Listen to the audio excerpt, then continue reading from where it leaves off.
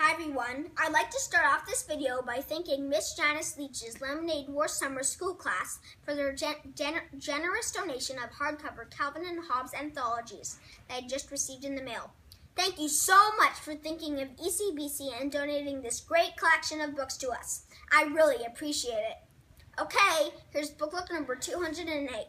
The title of today's book is Guess How Much I Love You by author Sam McBratney.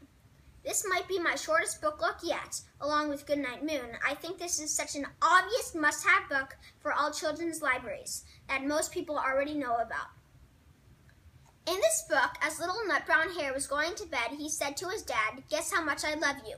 And then he showed him by stretching out his arms as wide as they can reach. But big Nut Brown Hare has longer arms, so he showed little Nut Brown that he loved him more. The book continues that way, with little Nut Brown showing his dad how much he loves him, and big Nut Brown able to reach higher, hop higher, and love longer.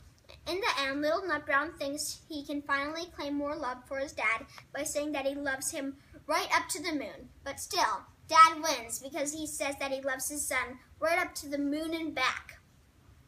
This is just a really sweet story about a parent and child's love for each other, and how impossible it can be to put into words or measure that love.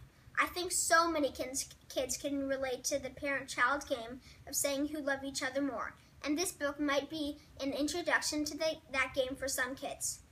This might sound strange, but I actually think this game encourages creative thinking because it challenges kids to think of different and sillier ways of expressive love than ever before. In my family, my brother and sister and I have done I love you to the moon, I love you to the moon and back. We've done I love you more, I love you most, I love you mostest, I love you to infinity, I love you to infinity and beyond, and I love you beyond that.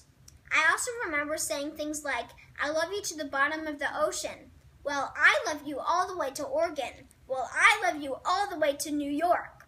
My favorite part of this story is how in the end, the dad waits until his son falls asleep to say the last line of how he loves him, to the moon and back. It shows just how much he loves him because he lets his son fall asleep thinking he actually did outdo him, and then admitted to himself, well, I still really do love you more. I think it's good for kids to see that this game isn't about winning, but about showing kids just how big parents' love for their kid is.